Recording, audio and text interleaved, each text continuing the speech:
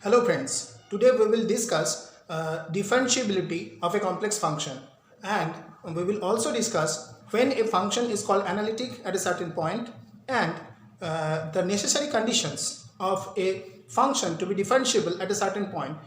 These topics will be discussed for today's video. Okay, now the first we will define when a complex function is called differentiable at a certain point z0 of an open set D. Suppose f, okay, this is a complex function.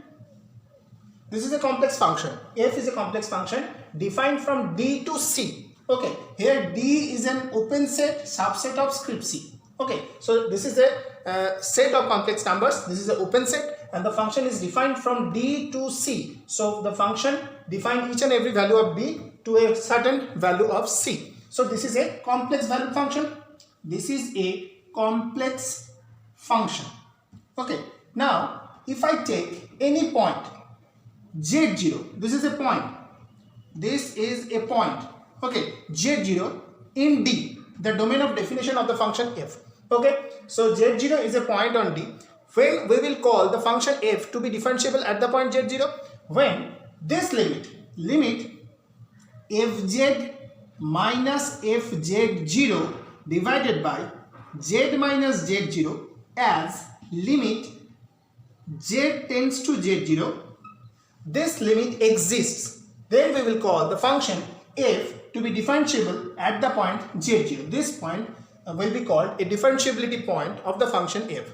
So when we will call the function to be differentiable at the point, we call the function f is differentiable at the point z0 when the limit fz minus fz0 by z minus z0 exists. This limit has to exist when z will be tending to z0. This means z will be very much near to z0. This is the differentiability definition. Then I will call the function f to be differentiable at z0. Okay, now this limit has an alternative representation as well. What is that alternative representation? The alternative representation is, if I replace z by z0 plus h, where h is tending to 0, h is very much near to 0.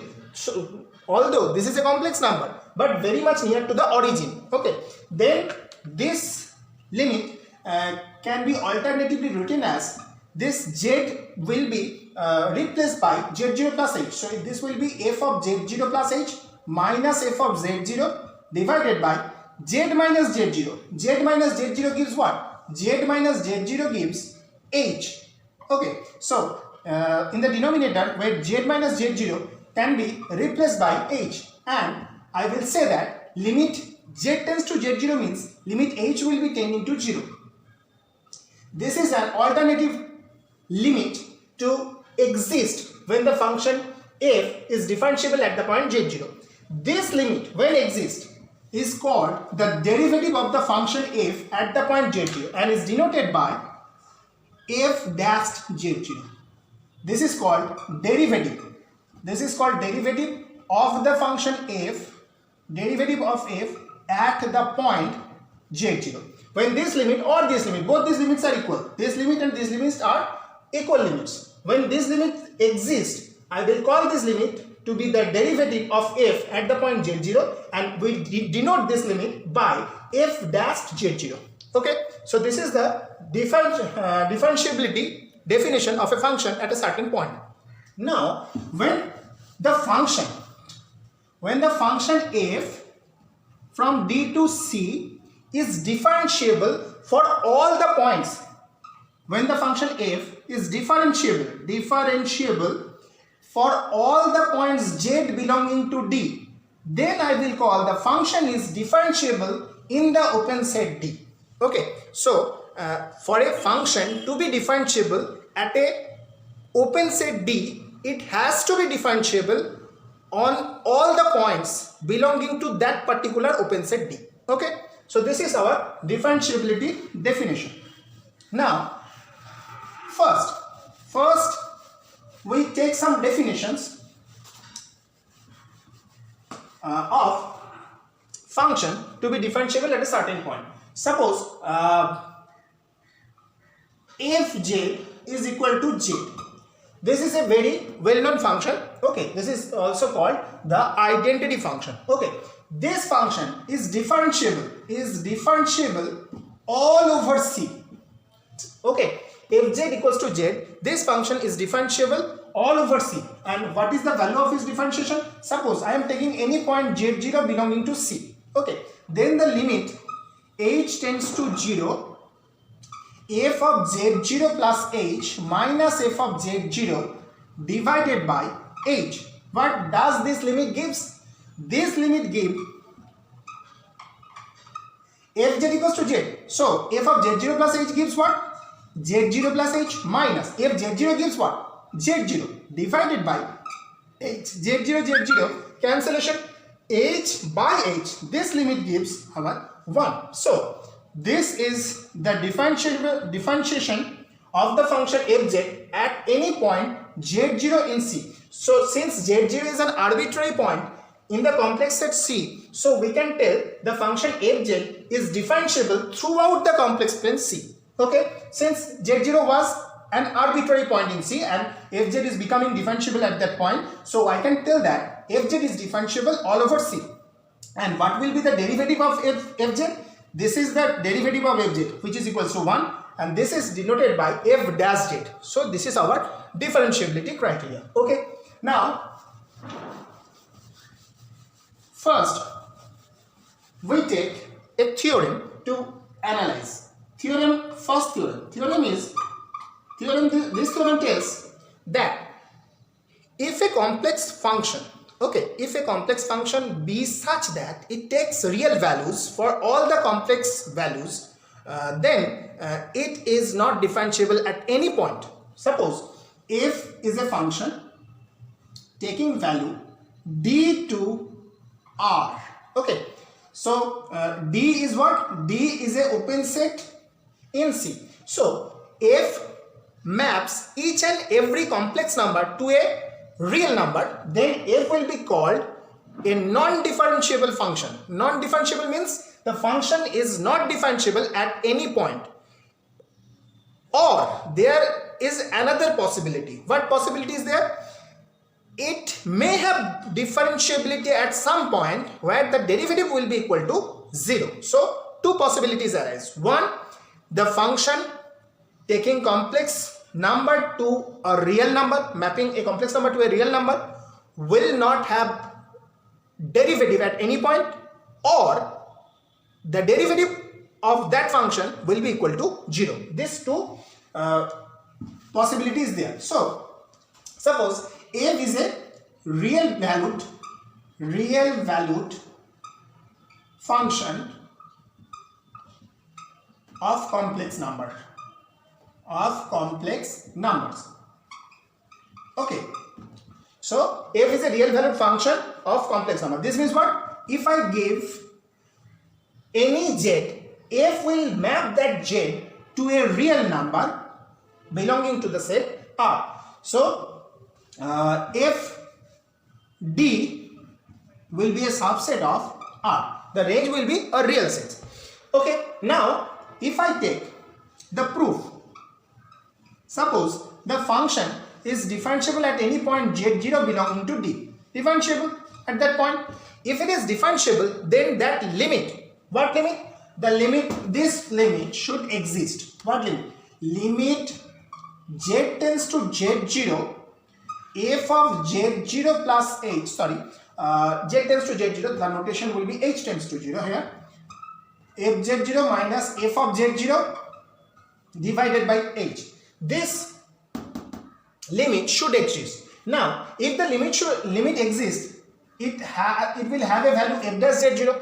Now, I know that this subtraction in the numerator will give a real number for sure. This will give a real number.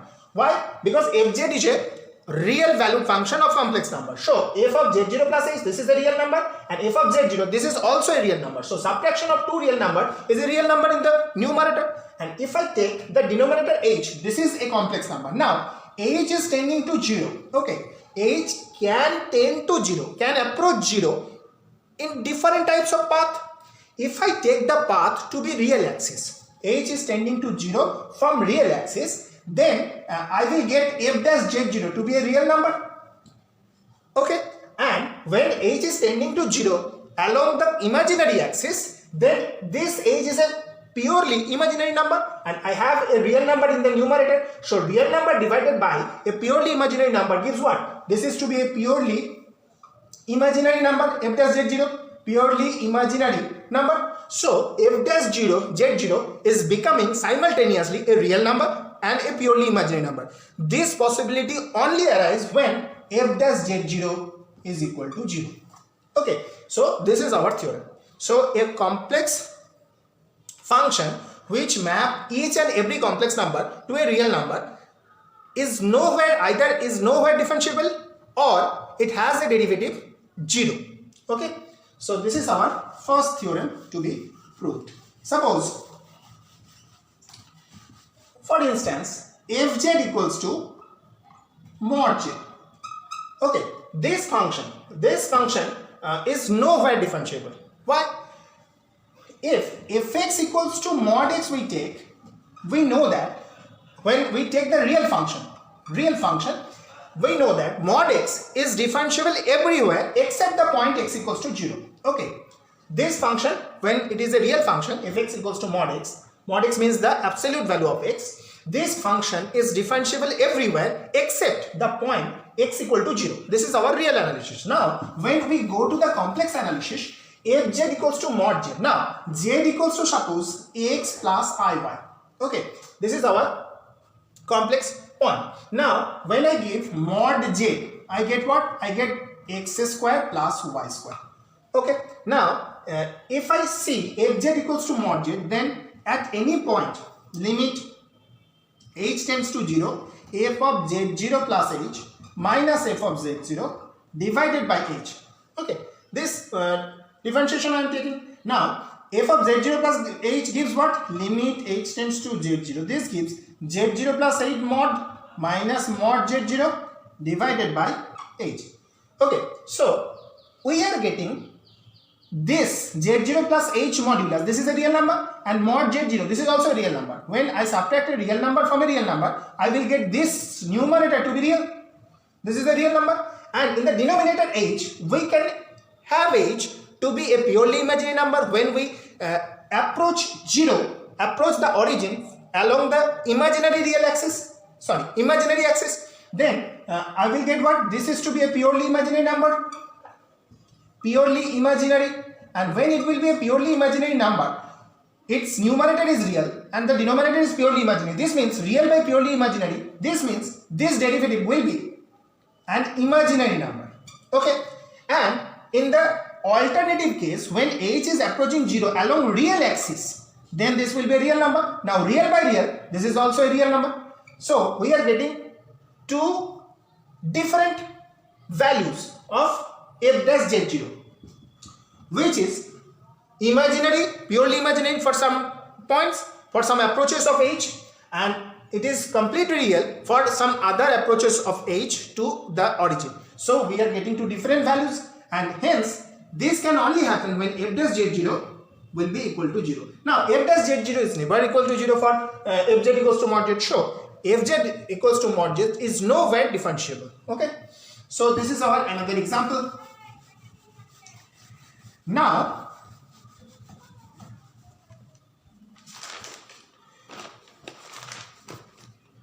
we come to some trivial result, which are if f and g are differentiable at the point z0 belonging to D. Okay, f and g to different complex function, and it is said that the functions are differentiable at z0 belonging to some open set D, which is a subset of complex number set C. Now, then we can tell f plus g, f minus g, f into g, all these functions are differentiable at z0 as well. And for the quotient portion, f by g, this function will be differentiable at those points where g is not equal to 0. That means the denominator should not vanish on those points. those points will be differentiability point of the function f by g. Okay, so this is our trivial results. Very much casual and trivial results these are. So we are not interested on the proofs of these results. Now we go to the definition of analytic function. What is an analytic function? Analytic function. Analytic function. Analytic function. Okay. Now, if I take a function f from D to C, if I take a function f D to C, okay, this function is called analytic at a certain point z0 belonging to D, if there exists a neighborhood of z0 where for each and every point belonging to this neighborhood, the function will be differentiable of the at the neighborhood. So let us precisely repeat the definition of analyticity once more. What is that? A function f from a open set D to the complex set C is called analytic at a certain point z0 belonging to D if there exists at least one neighborhood of z0, there exists at least one neighborhood of z0 which is denoted by nz0 such that the function f is differentiable for all z belonging to that neighborhood in z0.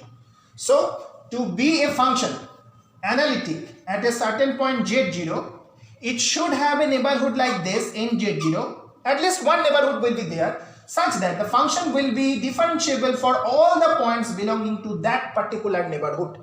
Okay, so this is our analytic function. Now if a function stops being analytic at a certain point, then that point will be called a singular point of the function. This is an altogether and different discussion. We have already discussed that in our singularity video. If you want, you can watch that video in my channel, and the links have been provided in the description. Okay, now we go to another concept, another different concept, the necessary condition. The necessary condition for a function, the necessary condition for a function f D to C being differentiable at z0 belonging to D. Okay, necessary condition. The necessary condition is our Cauchy-Riemann equation to be hold. This means what? Suppose fz is a function which is like this: uxy plus ivxy. Uxy is our real part and vxy is our imaginary part. Both of them are functions of several variables. Okay, now if z0 be x0 plus i0 and the function f be differentiable at z0, then the function f will satisfy Cauchy-Riemann equation, which in short is called our CR equation, Cauchy-Riemann equation. What is that? What is that equation? The equation is this u and this v. Both of them are functions of several variables, so they should have partial derivative at points like z0. Suppose the partial derivative of u with respect to x, del u del x, at the point x0 y0 should be equal to the partial derivative of b with respect to y at the point x0 y0. This is one equation of CR equation, and the second one is del u del y at the point x0 y0 should be equal to minus del v del x at the point x0 y0. This is our necessary condition for a function f to be differentiable at a certain point z0. What is that? The function should satisfy CR equation, Cauchy-Riemann equation. What is that? Cauchy-Riemann equation is del u del x at the point x0 y0 should be equal to del v del y at the point x0 y0, and the second equation is del u del y at the point x0 y0 should be equal to minus, okay, pay attention to this. This is a minus here. Okay, minus del v del x at the point x0 y0. This is our Cauchy-Riemann equation. Very important one. You should take note of these two equations which are called Cauchy-Riemann equations. Okay, so the function f has differentiability at a point demands a necessary condition which is the CR equation to hold at that particular point. Okay, now you have already seen necessary. Necessary means what? This is necessary condition for a function to be differentiable. This is not a sufficient condition. So I cannot tell if a function satisfies CR equation at a certain point, then the function will be differentiable at that point for sure. No, I can't tell that.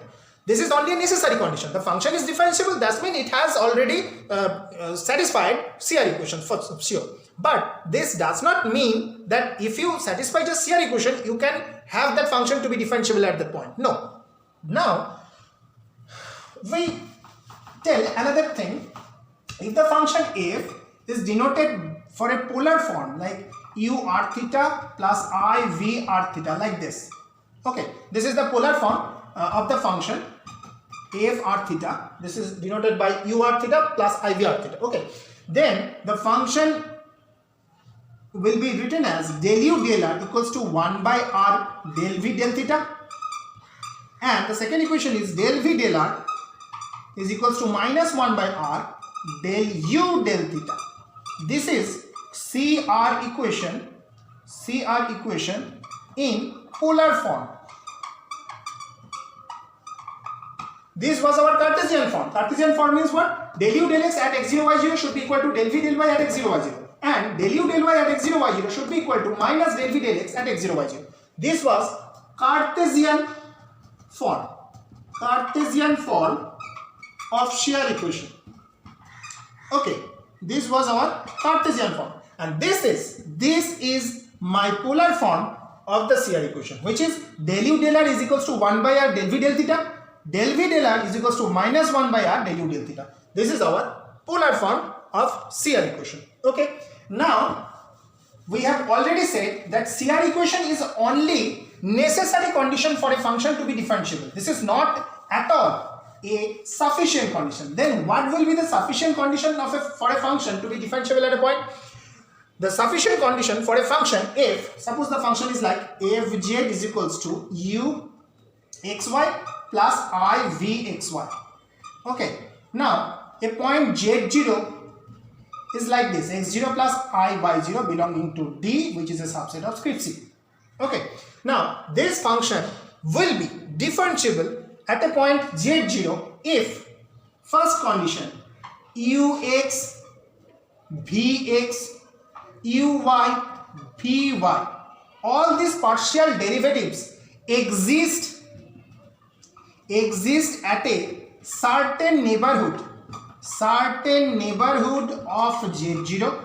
All these partial derivatives should exist at a certain neighborhood of z0, and all of them should be continuous at z0.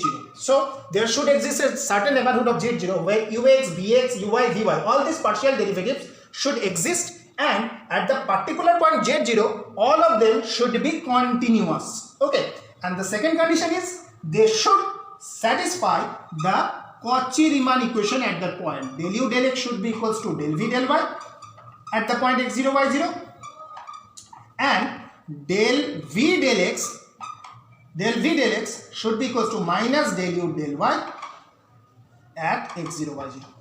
This is our Cartesian form of CR equation. So a function fz is needs sufficient condition for differentiability. Sufficient condition for differentiability at a certain point z0 is this: the function should satisfy CR equation, and all the partial derivatives ux, vx, uy, vy should exist at a certain neighborhood of z0, and all of them should be continuous at the point z0. So this is all we have for a function to be for a function to be differentiable at a certain point. Now, if the function is differentiable in a neighborhood belonging to that particular open set, then I will call the function is differentiable all over that neighborhood, and each point of that neighborhood is an analytic point of that particular function. Okay, so this is all we have for today's discussion. Hope you have understand all what I said, and if you like the video, please give some feedback, subscribe the channel. Thank you.